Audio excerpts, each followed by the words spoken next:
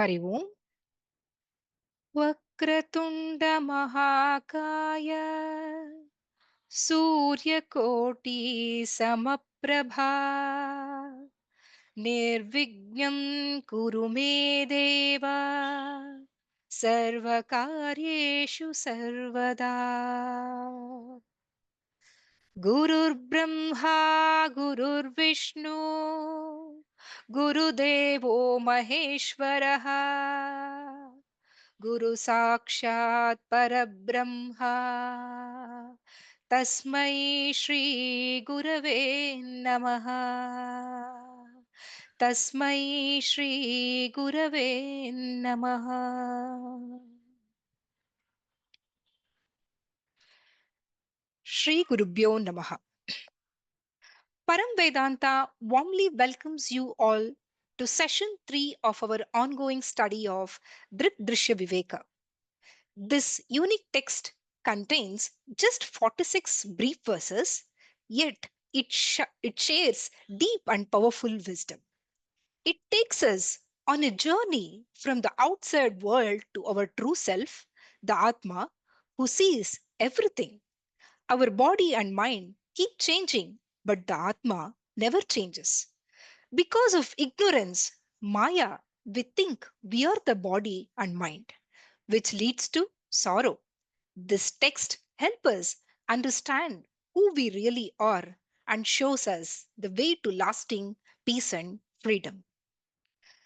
In our previous session, we explored the verses from 5 to 8. Today, we shall continue our journey with verses from 9 to 12. We are glad to have with us our respected speakers, Dr. Sachin, Dr. Kiran, Srimati Indumati, and Dr. Ashwini, who will help us understand these verses clearly and deeply. As always, the session will be moderated and enriched with insights by our respected teacher, Dr. Timappa Hegde sir. A brief recap of the previous session will be offered by Srimati Mamata Shankar. Over to you, Mamataji. Shri Gurubhyo Namaha. The recap of the verses 5 to 8 talk about the nature of original consciousness, that is OC, and formation of the seers, that is the mind and sense organs in these verses, and function of the mind. In the next slide, verse 5 talks about the nature of the original consciousness. 5 features associated with the OC that Swamiji talks about and Sir reiterated many a times in our sessions is highlighted in this verse. OC has no origination or an end, so it is not limited by time. It does not increase or expand or decrease or contract, so it's not limited by space either. That means OC is beyond time and space.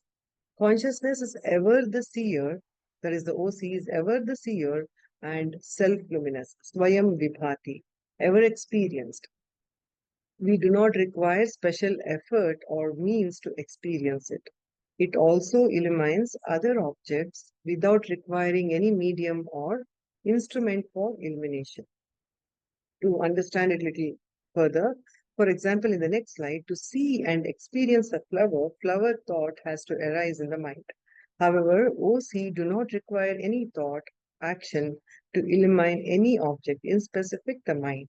When we say OC illumines the mind and mind is sentient or conscious, illumination is not an action nor will or desire of OC or Sakshi.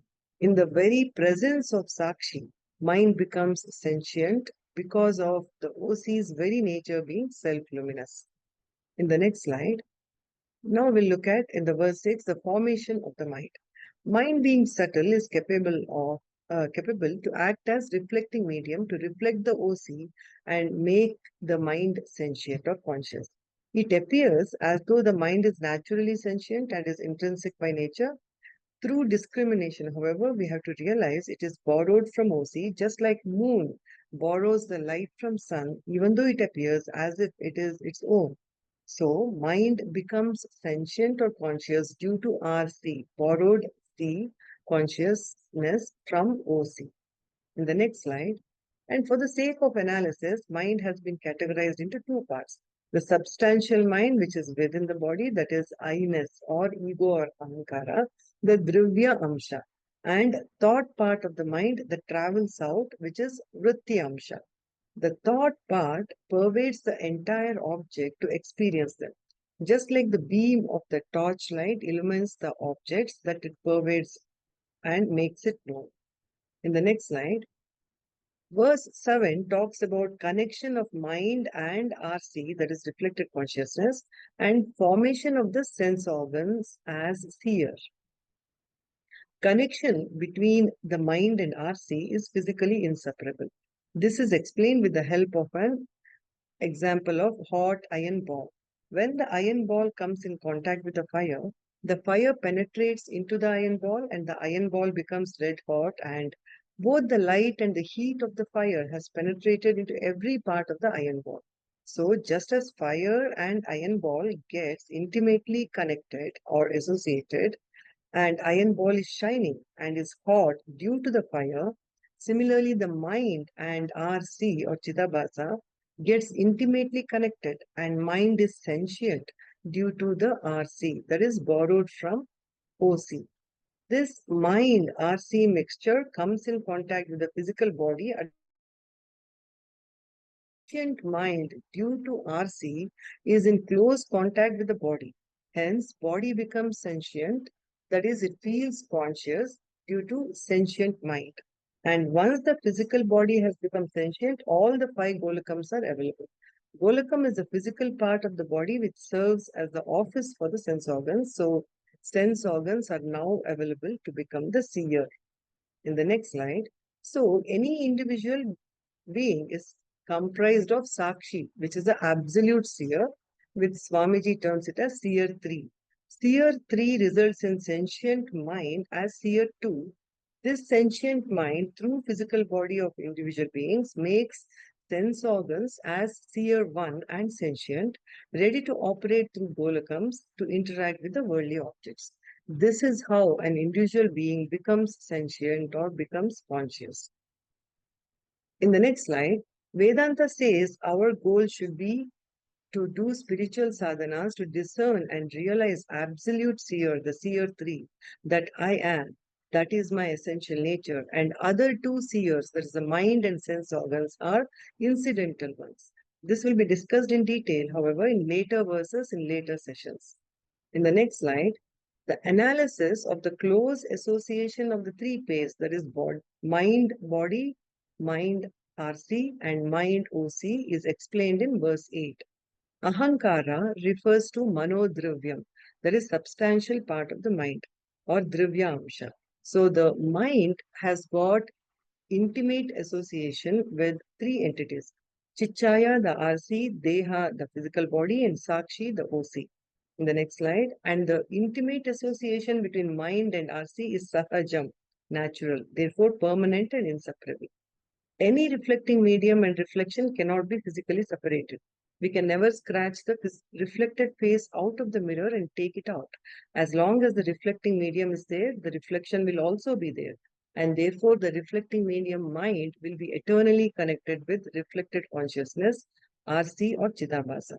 Now, the second phase, body-mind, is a temporary relationship. In the next slide, at the time of death, when physical body dies, there is a dissociation of body and mind, and association of this mind with the next body. In fact, Punarapi Jananam, Punarapi Maranam is nothing but present body-mind separation and association of the mind with new body. Temporary relationship between body and mind is due to Prarabdha karma. Until Prarabdha karma is exhausted in the present life, body will not get killed or body will not die. In the next slide, in regards to the relationship with the third pair, the Ahankara or the substantial mind and Sakshi or the OC, there is no relationship between the mind and Sakshi or OC. One of the reasons is Sakshi is like space. Just like space pervades everything, but is never connected to anything, Sakshi also is all pervading, but not associated with anything. And the second reason is Sakshi belongs to a higher order of reality, which is Paramarthika Satyam. Mind, which is a matter, belongs to the lower order of reality, which is Vyavaharika Satyam. And there cannot be any connection between higher and lower order of reality. Just like food in the dream world cannot satisfy the hunger of a person in the waking world, where dream and waking world are two different orders of realities. In the next slide, though no relationship is possible between Sakshi and mind, we, as in I, the Atma or Sakshi, identify with our mind due to Bhranti Janyam, which is born out of ignorance. And all the time we are worried about our mind and its conditions, and we say, I am disturbed, I am happy, I am sad, etc. So delusion, due to this delusion, we do not look at the mind objectively, and so we continue to get affected. We get involved in the mind, and the condition of the mind becomes our condition, and we make life a miserable one. Therefore, Trividham, that is threefold connections, are mind and RC is Sahajam, mind and body is Karmajam, and mind and Sakshi is Brantijam. Thank you, sir. Hari Om. Thank you very much, Mamta. And that was a very nice explanation of these verses of Drik, Drishya, Viveka 5, 6, 7, and 8. I'll just go beyond my brief to speak.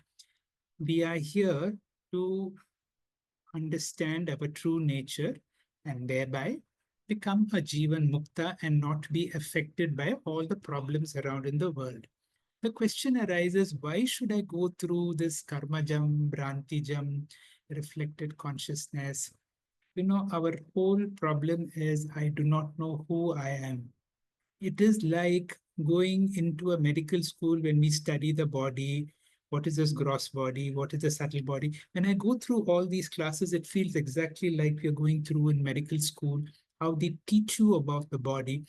In order to understand diseases, you have to know about the body.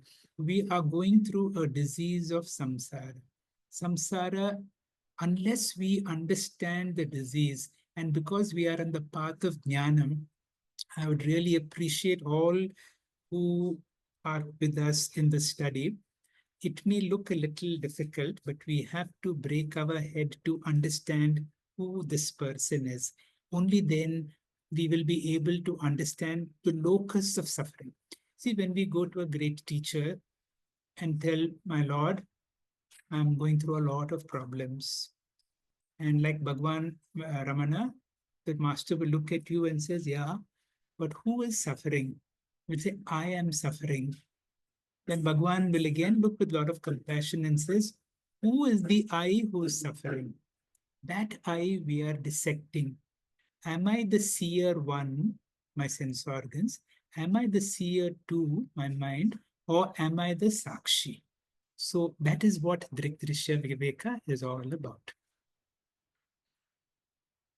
Sadashivasamarambham Shankaracharya Madhyamam Asmadacharya Pariyantam Vande Guru Paramparam. Om. Profound salutations to all our teachers because they have brought this Vedantic wisdom.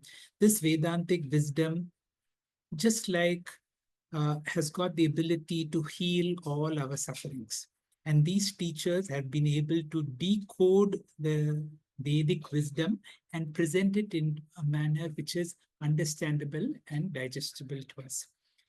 I'm answering this question, I'm asking this question again and again and again.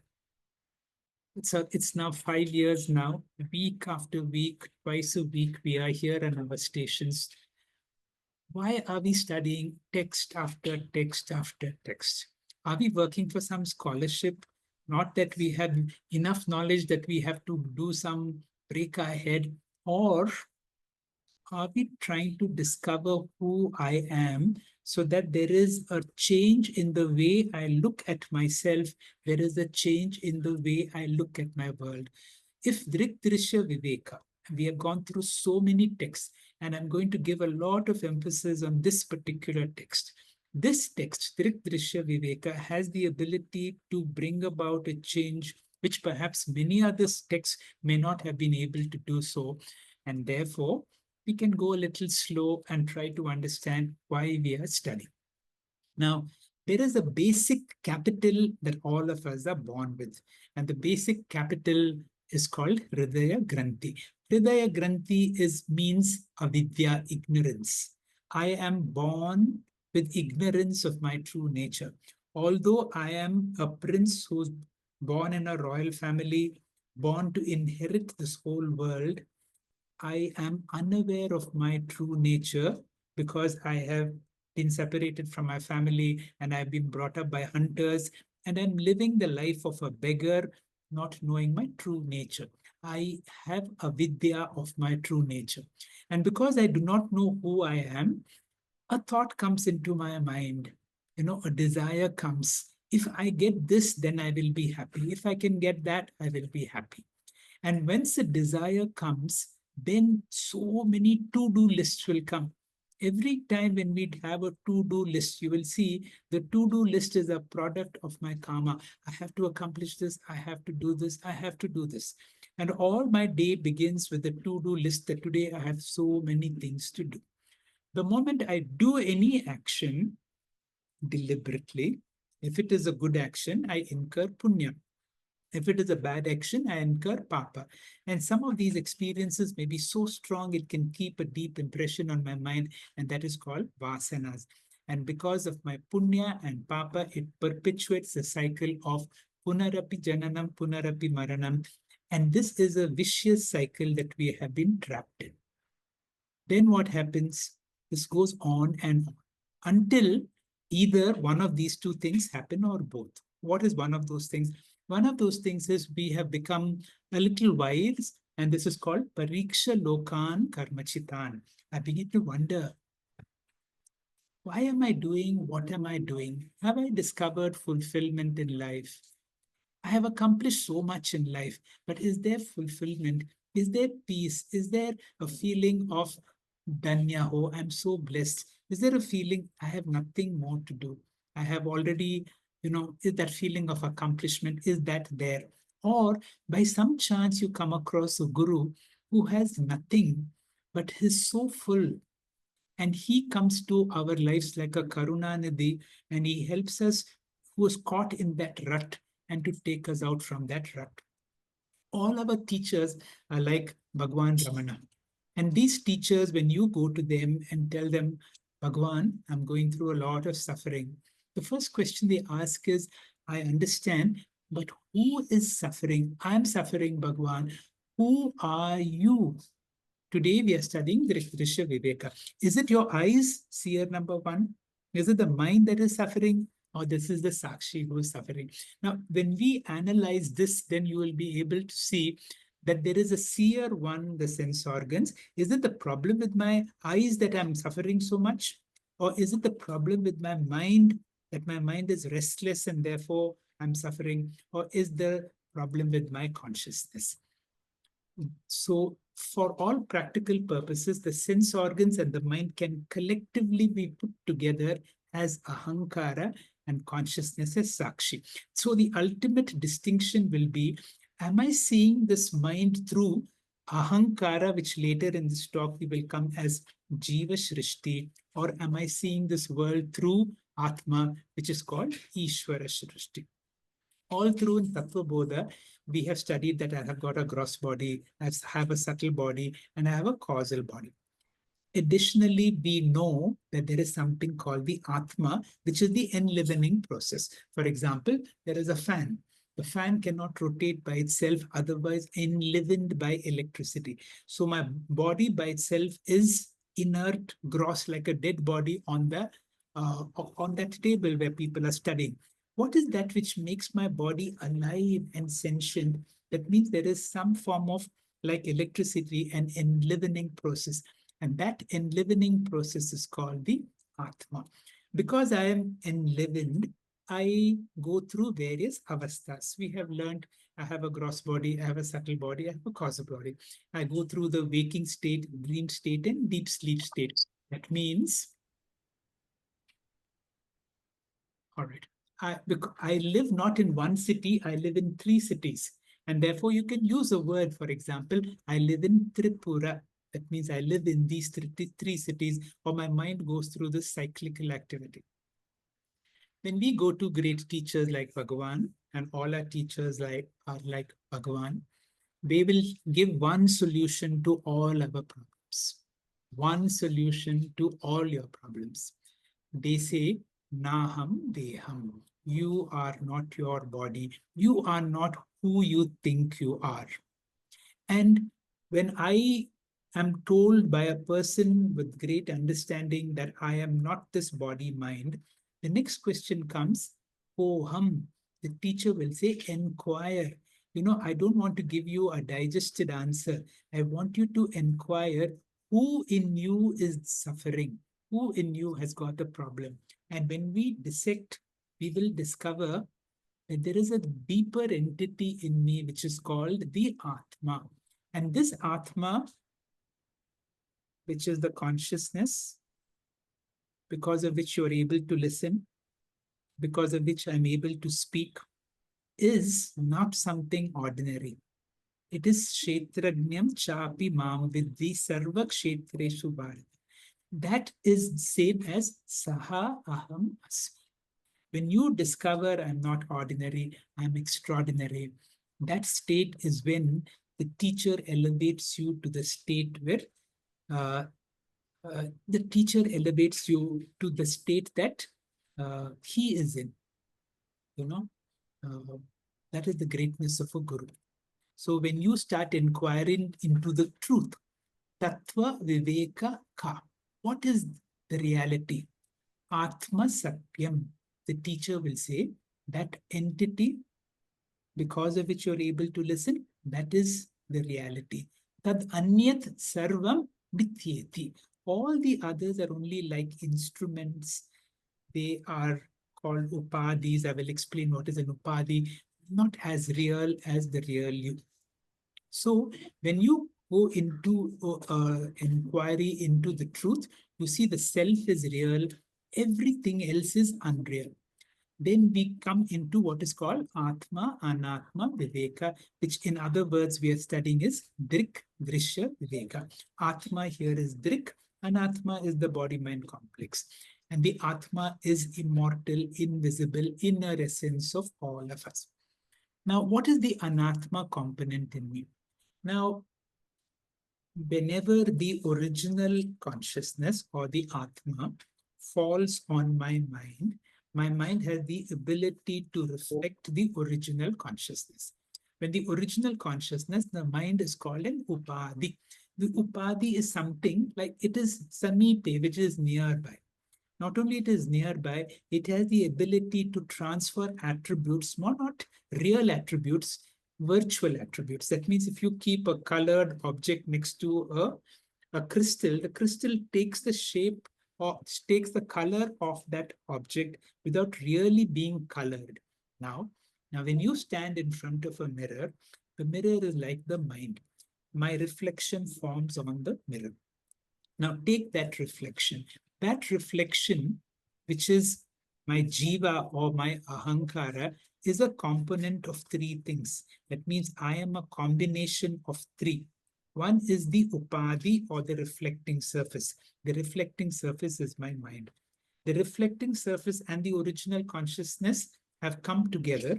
When the reflecting media and the original consciousness comes, a reflection is formed, and this reflection is a combination of all these three.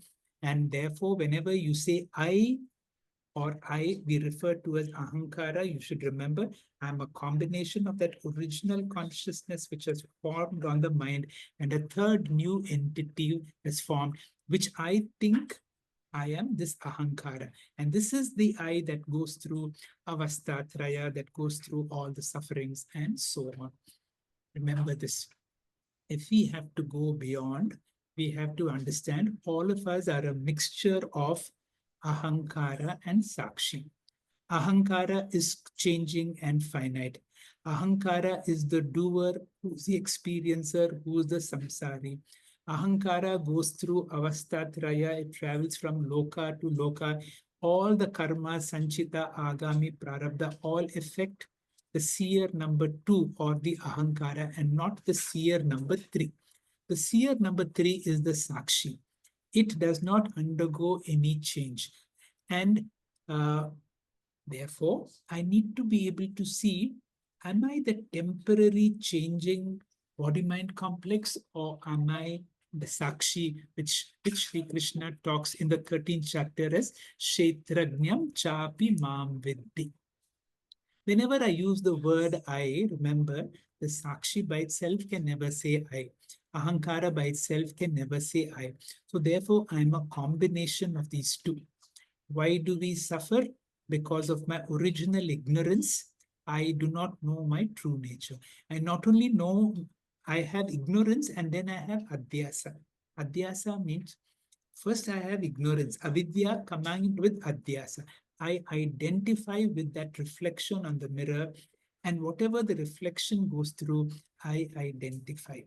But when the teacher helps you to go one step behind and say, you are not that reflection in the mirror, you are not even the mirror, you are that original consciousness which is beyond these two. Now, why is this problem? Because Maya has got two Shaktis. Maya has got Avarana Shakti and Vikshepa Shakti. Because of Avarana Shakti, I'm ignorant of my true nature. And because of my Vikshepa Shakti, I identify with the Ahankara. This is the problem within me. There is a similar problem in the world outside. Even when the world outside is a combination of Brahman plus Nama. But I tend to identify with Nama, Rupa, and function and forget the existence principle or the Vishwa Rupa Ishvara. Now, throughout Drishya Viveka, this should be the exercise. If there is one key mantra which will come in, mantra number 15, we are still a long way off. I'm preparing you to the crux of Drishya Viveka, because as we study Drishya Viveka, even at this moment, ask yourself, you are listening to me. Are you listening through the mind? Or behind the mind, there is the Atma, Pratibodha Viditam Matam.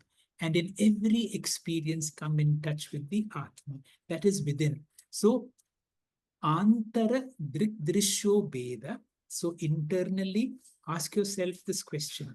Are you seeing through your mind, or are you seeing through the consciousness? Or Basis Brahma Sargayo. Am I seeing the Sarga or the creation, or am I seeing Brahman? Avrito Apara Shakti. All these are because of the concealment, Sa Samsarasya Karanam, and that is the cause of samsara. So, therefore, if Ahankara, remember as Ahankara, as body mind, there is no permanent solution to any problem. As Sakshi, there is no problem.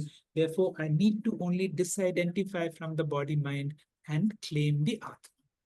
This exercise can be done through either Drik Viveka or Drishya Viveka or both.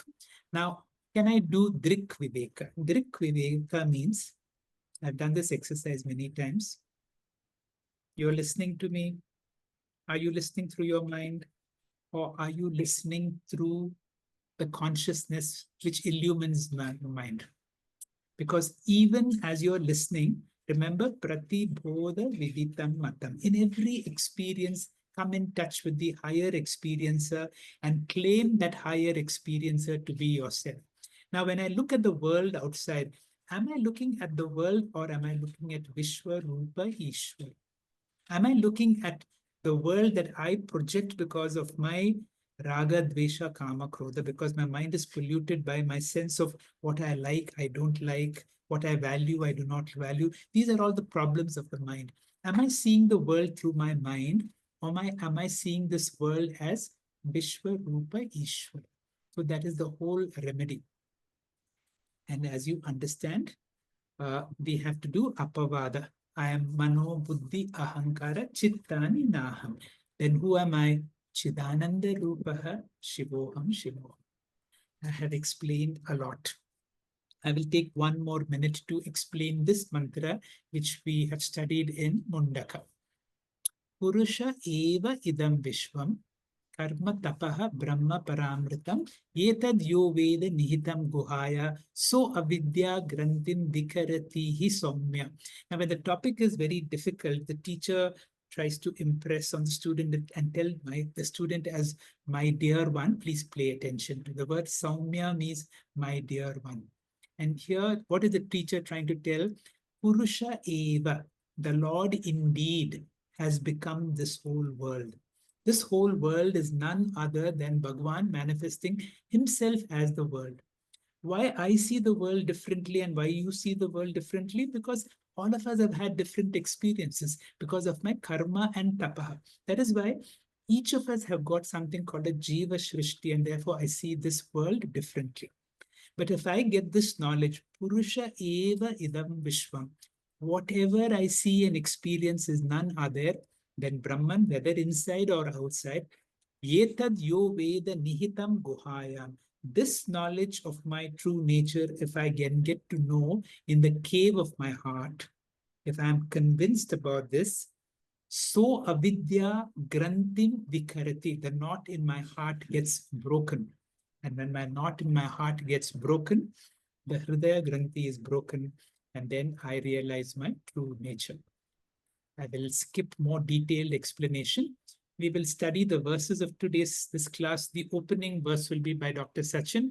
Sachin, please. Shri Gurubhyo Namaha. My verse, the next slide, please. Sambandhinos, the previous slide, sir. Sambandhino sator nasti nivrutti sahajasya tu karmakshayat prabodascha nivartete kramadubhe. Coming to the next slide, the meaning of this verse. For those who are bound, sambandhi, cessation, nivritti is not natural, sahajasya. Through karma exhaustion and awakening, that is karmakshaya and prabodha, both ignorance and bondage dissolves progressively. Karma buddhi. This is the meaning, but we will come to the deeper understanding of it in the next verse. Next slide. Uh, this actually, the verse highlights the two paths to liberation or moksha. How does it do it? Karmakshaya, that is exhaustion of all the prarabdha karmas. And that can be done through, like this Upanishads, understanding of all our karmas and how to be sthita prajna. Whatever we do, how do we come to a balanced attitude? Reducing the past karma, which will only happen in when this body dies.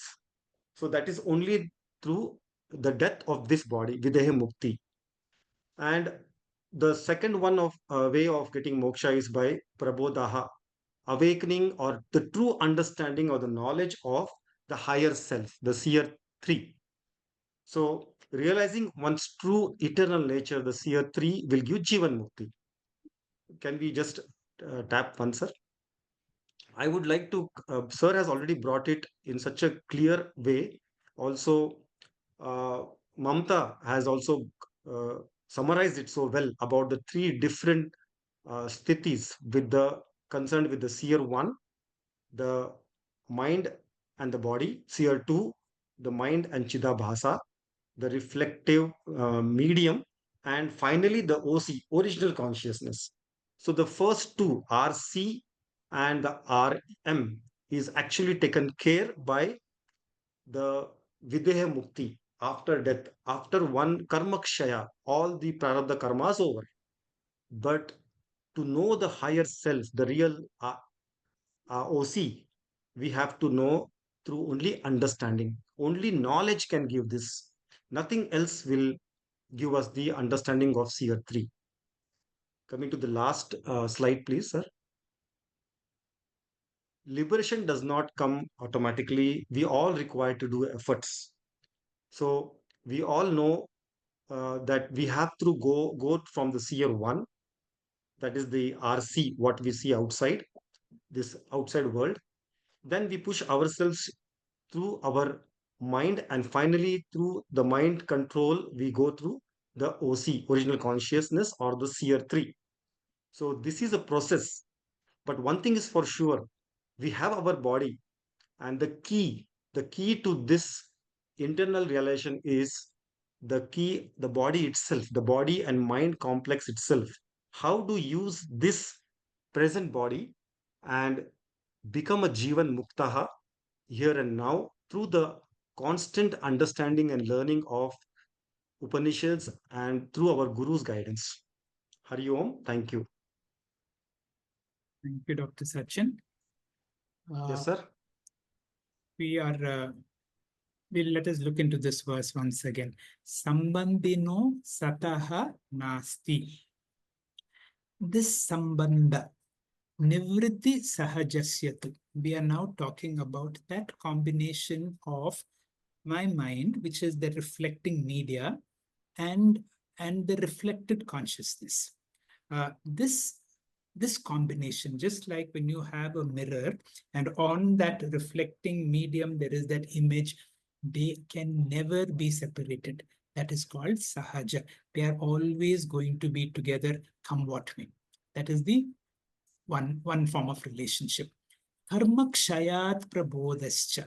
Now, when all of us, when we are born with a certain amount of karma, which is called a prarabdha karma. That means this prarabdha karma decides how long we are going to live, because what wakes us up in the morning is not the alarm, but I have so much karmas to finish. The moment my prarabdha karma is dropped, this body drops. We should be very clear about it. Here, when karma kshayat means when the prarabdha karma is exhausted, the body drops. Here, we are not talking about an enlightened person. We are talking about normal person. When the karma is over, the prarabdha nivartante kramed. Now, that is what others do respectively can be eliminated. Karmakshayat prabodhascha. Karmakshayat prabodhascha nivartante kramat ube. By the exhaustion, by the direct knowledge, the other two can be eliminated. Which other two, Sachin? Karmakshayat prabodhascha. By the direct knowledge, the other two are respectively eliminated. We'll discuss this a little later. Dr. Kiran, please. Thank you. Hari Om, Gurubhyo Namaha. As Sir has explained beautifully, the real trick in this spirituality is knowing who I am, or what is the real I, or in other words, what is you. As in some of the spiritually we learn I and thou. What is I, you, and thou? These are the three things. To simplify, I don't want to confuse. We all know I am a seer. There is no, you can't say I am a seen. I am a seer because I am seeing. It's as simple as that. Because I have some sentiency and I'm seeing something, and what I'm seeing is called field, and I am the knower. So, what is this knower? If I want to put, there are three things which we need to do. One is sense organ, another is the mind, another is something beyond the mind, which we'll come to it later. The key is, what is this ego, where it is in this all? If I associate myself with the sense organ, then I am playing the sense as a seer one. I am going to play at the lower form. And at little higher level, if my ego is associated with the seer 2 or the mind, I am playing at the different things, and I have advantages of it, I have disadvantages of it. And once that seer 3 comes into play, that is little at a higher level, then the different is seeing. If it is very as easy as it is, why it is that we are confused? It is very, very difficult. Some of the masters say even to graduate from seer 1 to seer 2. I'll explain to it. We see many things, and as soon as we see, we want it, we eat it, and so many desires affect us. So just to move from the ego, which is associated with sense organs, to move to a mind, to rationally think whether I want this, requires years of preparation. And to move that to seer 3 is requires knowledge. And so one of the advantages of Vidyaranya's texts are he analyzes threadbare in a mathematical way so that rationally you cannot deny anything. This is the key advantage of Drik Drishya Viveka and all the texts he has written. Here, he has sees what happens when this mind, when this ego is associated with this seer and how it is affected or related. Ahankara laye shushupto bhavad edoho achetanaha ahankaraha avikara vikara ardhasya swapne sarvastu jagrata. Just to simplify it, if ahankara, that ego is dissolved, though it is temporary, it is called deep sleep state. And if it is off, that is partially it is awakened or developed, it is in a dream state, it is called, and it is fully awake means it is in a waker state. What is it? We will try.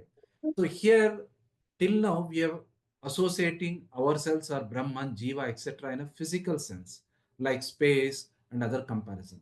That has got limitations. Here, we are associating it with Trayam, that is Avastha Trayam, with reference to dream, sleep, and wake state. All three occurs in the same thing. I am dream. The waking state also occurs in me. The dream sleep also occurs in me, and the dream also occurs in me. So similarly, the sakshi or the world occurs within the Brahman or Atma in all spheres of time, place, etc. So that is we need to understand. Here we are coming to study with reference to Avasthatrayam. And as I told you, Sakshi doesn't have Avasthatrayam because Avasthatrayam occurs within it or at a lower level of reality. This is how we have to tell. If I say these three states occur within me, that means it is not that it is residing somewhere inside and I can take it out and show you, oh, this is my dream state. No, all three are occurring within me is in a state within of time or in a little realm because we're in a realm beyond physical and time. So we need how this happens when ego is done. Next slide, please. Next slide. Yeah.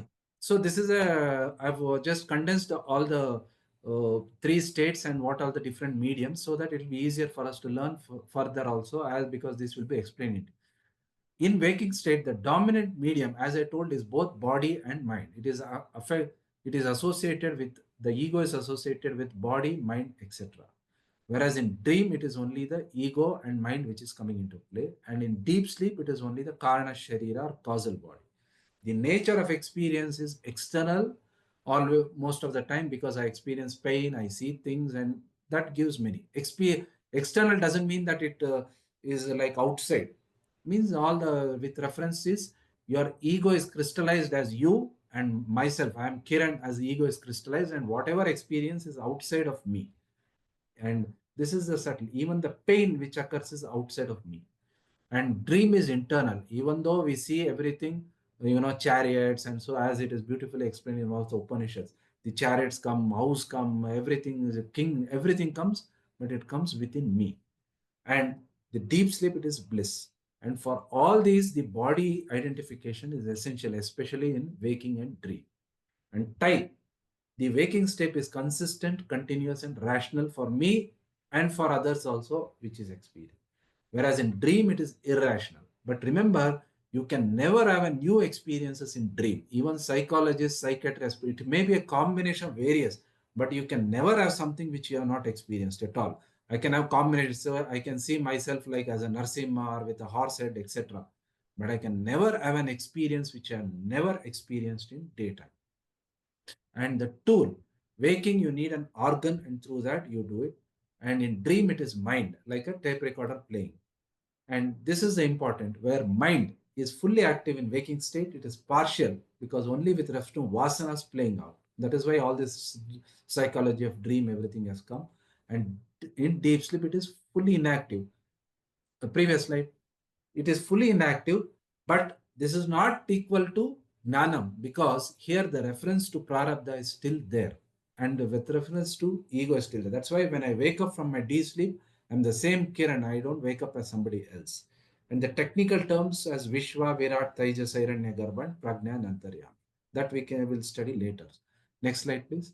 Now, in Jagrata Avastha, the nature, the mind, as I explained, is fully functional. All faculties are like emotional, rational, ego, everything is working.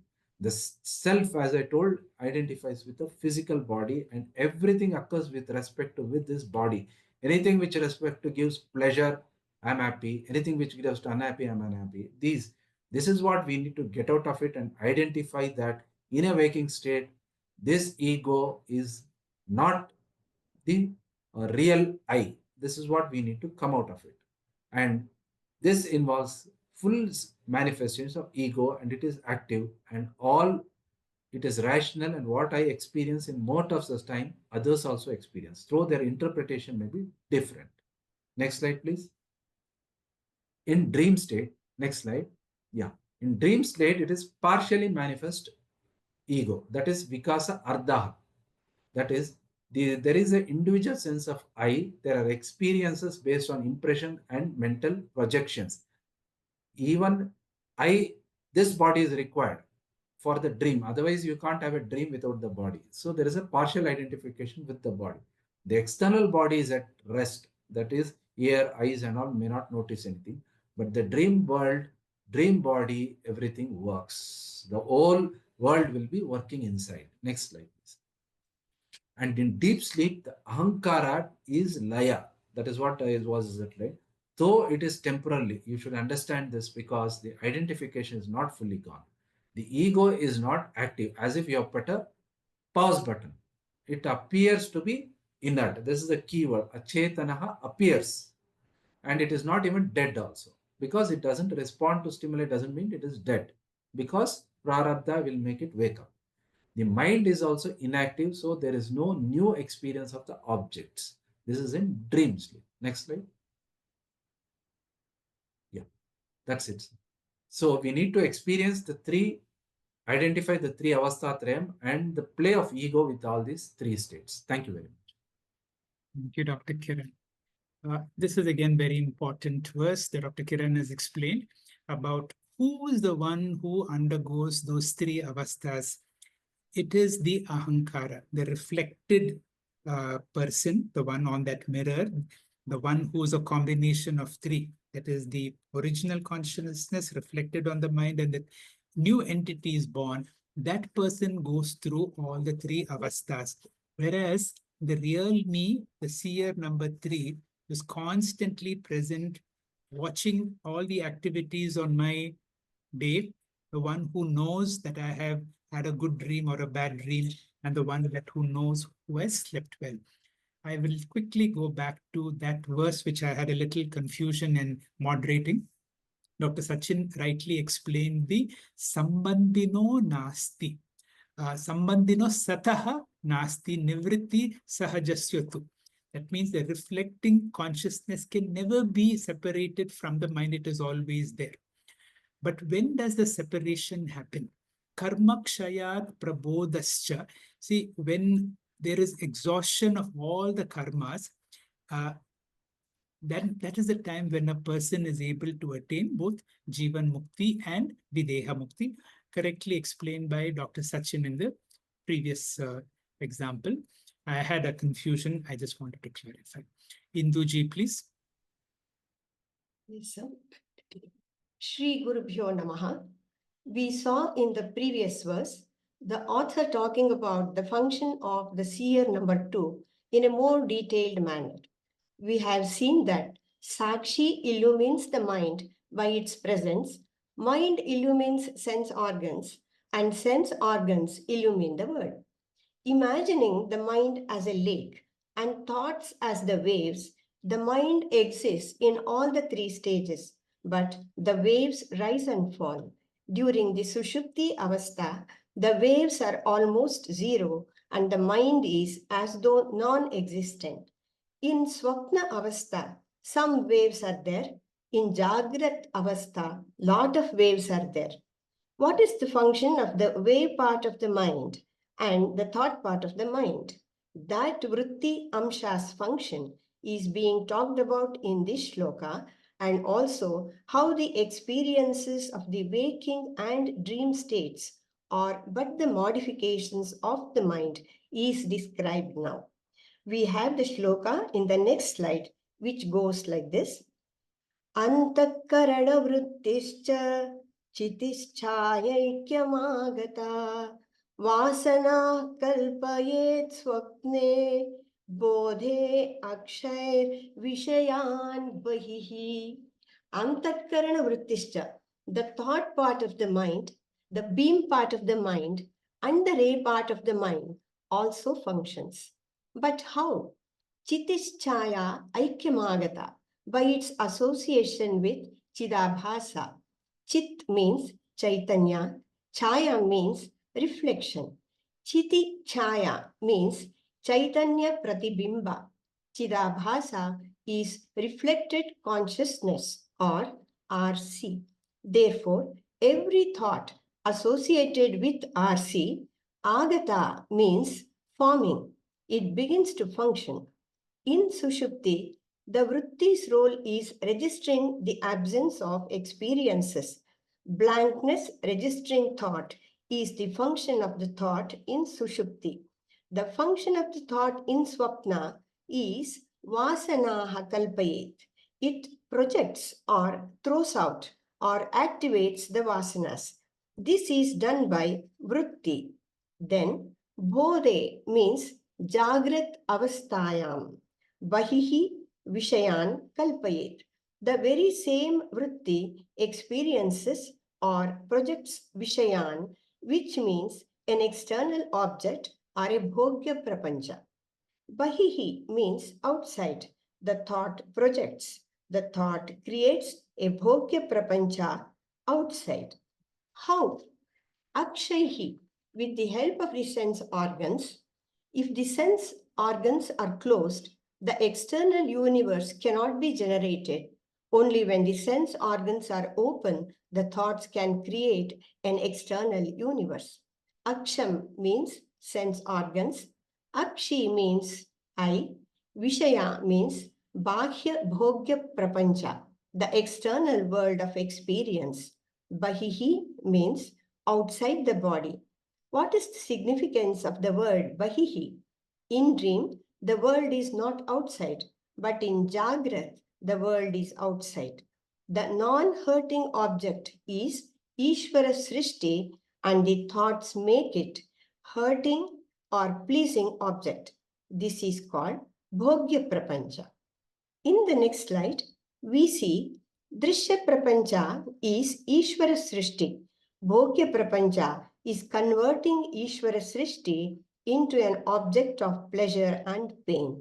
And Ahankara, Mamakara alone is samsara. And the samsara creating part of the universe is called Bhogya Prapancha. And that Bhogya Prapancha is Jiva Srishti alone. Bhogya Prapancha is created by the thoughts. Therefore, it is said, Bodhe Bahi Vishayan. Vishayan Bhogya Prapancham Kalpaye. Incidentally, what is moksha? Moksha is reducing the whole creation into Ishvara Srishta Drishya Prapancha. Once I remove Ahankara and Mamakara, the Gnani is described as Samadhukka Sukhakshami. Therefore, moksha is converting Bhogya Prapancha into Drishya Prapancha by the elimination of Ahankara and Mamakara. In the next slide, we see Swamiji Paramarthanandaji warning us. He says, remember, Vedanta is not an academic exercise. It is an intellectual transformation which should change the perspective, like even the relations should be seen as Bhagavan's property. Hari Om. Thank you. Thank you very much, Induji, for giving us a nice explanation and also this particular conclusion that Vedanta is not an academic exercise. We are not here to learn about the human body and the various gross body, subtle body, seer one. So these are all byproducts. But what are we here? We are here to have a transformation in, he says, you should have a cognitive change. Cognitive change comes through jnanam. to know who in me is suffering. That is why we need to know about seer 1. Is the seer 1 suffering? Is the seer 2, which is my ahankara, is suffering? Or is the seer 3 that is suffering? Once I have a cognitive change, that it is my ahankara, the unreal me, the transactional me that is going through all these problems, not the real me. When there is a cognitive change, there is an attitudinal change. So this whole world undergoes a nice difference. So this is so there is something called the Jiva Shrishti and the Ishvara Shrishti. So when I see the world around me, this world, so many objects come into my mind, and that is called idam vritti, hundreds of thoughts. So there is one aspect of my mind, that is the thought part of the mind. There is another aspect of the mind, the deeper part of my mind, also called the antakaranam, which is the ahankara. The ahankara has got a lot of past programming, and that is the I thought. I am seeing a wall, I am seeing a computer, I know I'm speaking to all of you. So there is that I who knows all these things. So there are two sets of thoughts. There are two parts of the mind, the vritti amsha and the drivya amsha. The drivya amsha is also called the solid part of the mind, the ahankara, the sense of me. Because of the ahankara, I have a lot of problems, because I like some things, I don't like some things. I have feeling of this is mine, this is not mine. This is useful, this is not useful. This I want, this I don't want. And therefore, the whole Ishvara Shrishti, which I see through my own sense organs, gets polluted. And therefore, the whole work now becomes a transformation I need to do within my mind. The problem is in me, the solution is in me. The problem is in this ahankara mind of mine. It looks like he, she are the source of all the problems in my life. But the more I work on myself, I will see Ishvara's Shrishti is okay. The problem is the way I see the world. And the whole Vedanta is to help us to make this internal change. And when this internal change is there, the world outside suddenly becomes no problem. The last presentation is by Dr. Ashwini. Dr. Ashwini, please. Hari Om, Shri Gurubhyo Namaha. Manah ahankrityupadanam lingam ekam jadatmakam avasthatrayam anveti jayate mriyate tatha. The one insentient subtle body, which is constituted of mind and ego, goes through the three states, and it is born and it dies. Now, subtle body is conscious due to identification with consciousness. It undergoes the three states of waking, dream, and deep sleep. Now, at death, the physical body alone is destroyed, the subtle body survives it. The Atman, that is the Drik, the self, is unassociated with these changing conditions that belong to the subtle body alone. Now, the changing conditions are superimposed on the Atman due to identification with the subtle body. This verse wants to remind us that despite the I sense seeming so solid, it's not that way. Now, how do we come to that conclusion? Now, we all know the Avasthatraya. Avasthatrayas are Jagrat, Sushupti, Swapna. Avasthatraya is the waking state, where we experience fully active mind. In the waking state, the I sense has connection to all the three bodies, including the causal. The Sharira Trayas are the Sukshma, Stula, and Karana. In Sushupti, where we experience fully passive mind, the I sense is inactive as it has no connection to gross or subtle body. In the Swapna Avastha, where we experience the partially passive mind, the whole I sense changes. Now we can dream of anything. You know, a respectable person in reality could even dream of becoming a beggar. Next slide, sir. Now, this verse wants us to understand that our biggest identity is with the I sense in waking state. The fact that I sense comes and goes shows it's mithya, and it's not our intrinsic nature. So what does it mean? This I sense is not like sugar and sweetness, which are inseparable. If it was our intrinsic nature, we would be stuck with that all the time.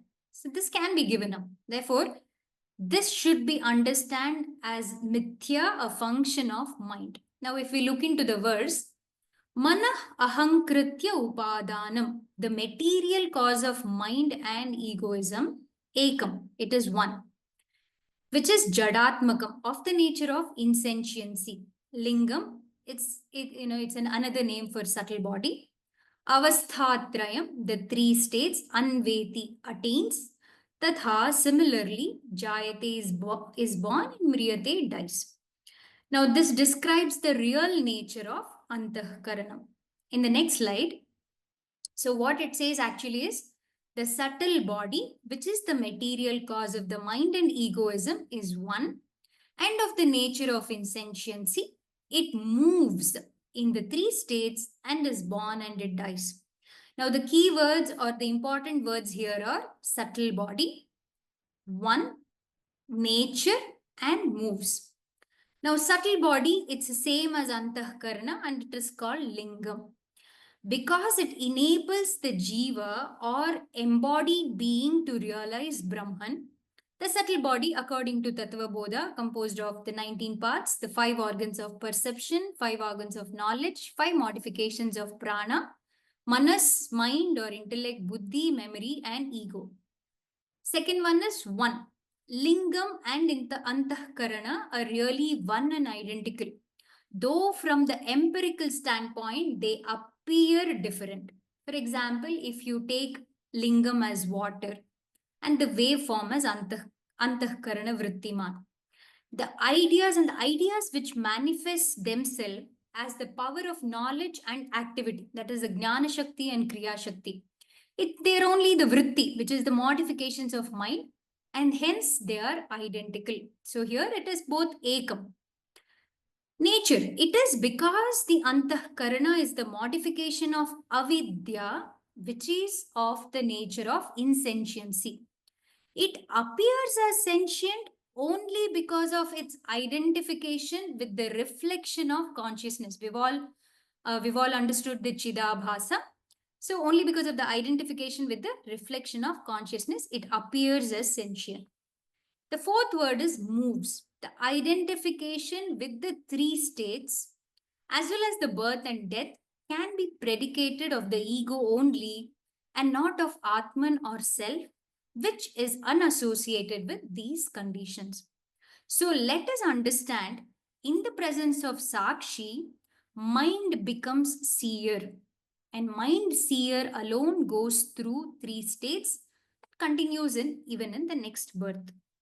Mind plus Sukshma Sharira at death leaves the body and takes the new body. Therefore, Lingam, which is a Sukshma Shariram that is invisible, nothing but mind plus sense organs, goes through Avasthatrayam, which alone travels, which leaves us with defined death as Thulas Sukshma Sharira Ahankara Viyoga, vacating or leaving the current body.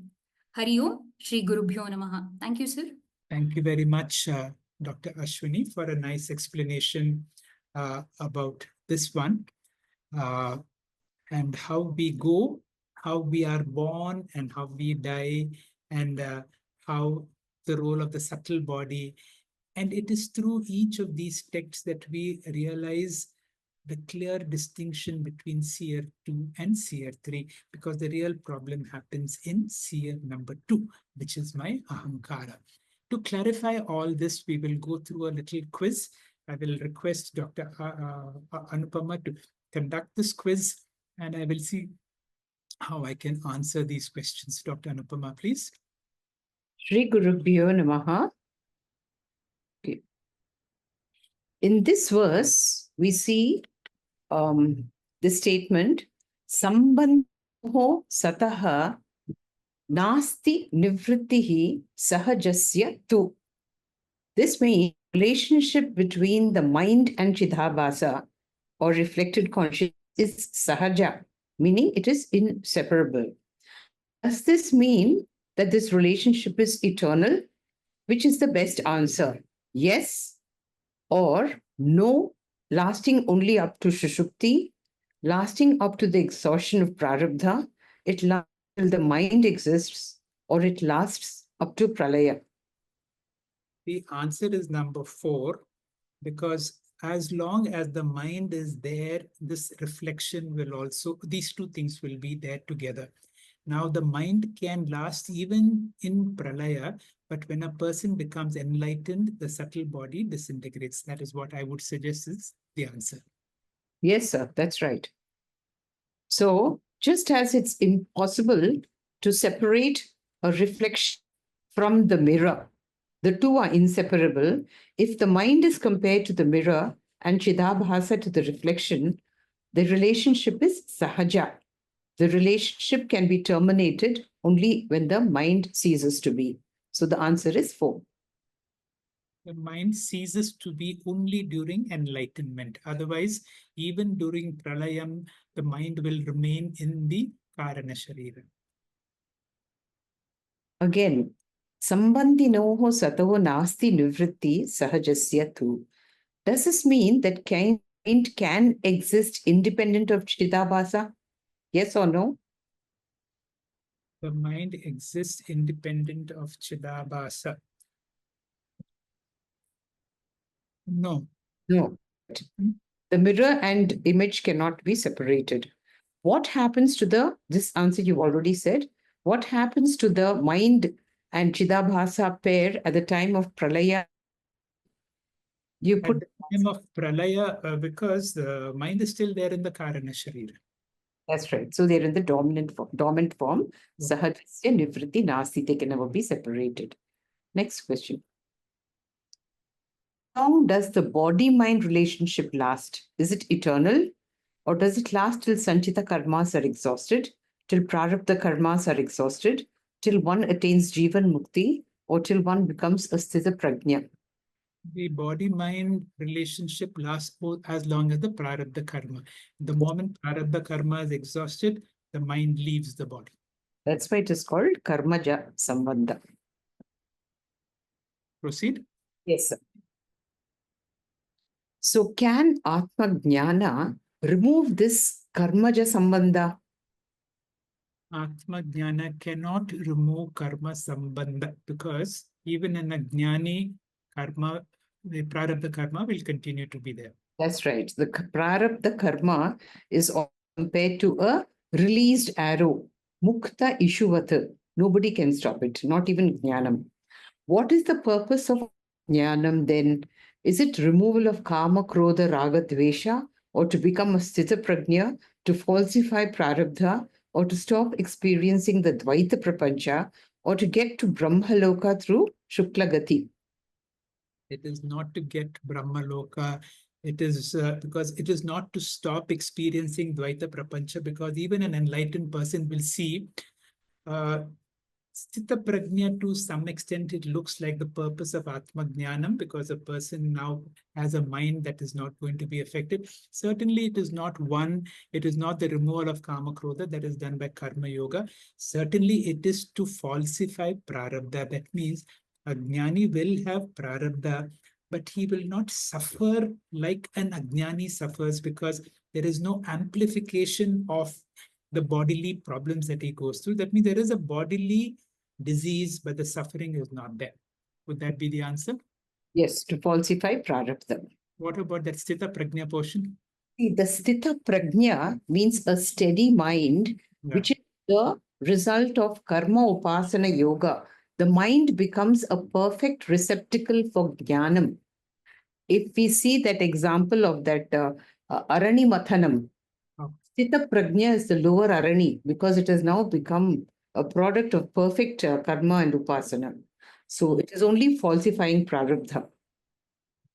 Anujvara. You want to specify what is Anujvara? Yes. See, anybody, including a jnani, can suffer. Maybe let's take it at the worst.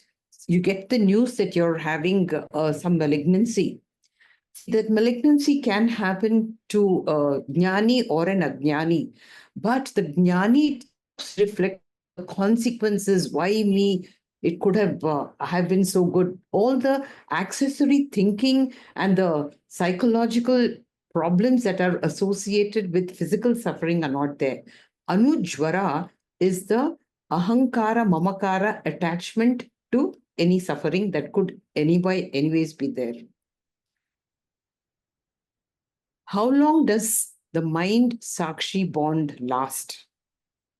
Eternal, up to death, up to pralayam, there is no bond, or up to videha mukti? These are two orders of reality, so there is no bond whatsoever. Yes, Brantija, as Mamata said. It's a Branti. No corridor that connects Paramarthika to Vyavaharika. Any relationship is only delusional. Okay. So now you match these. We know the mind or seer 2 has avastatrayam, that is Jagrat, Swapna, and Shushupti.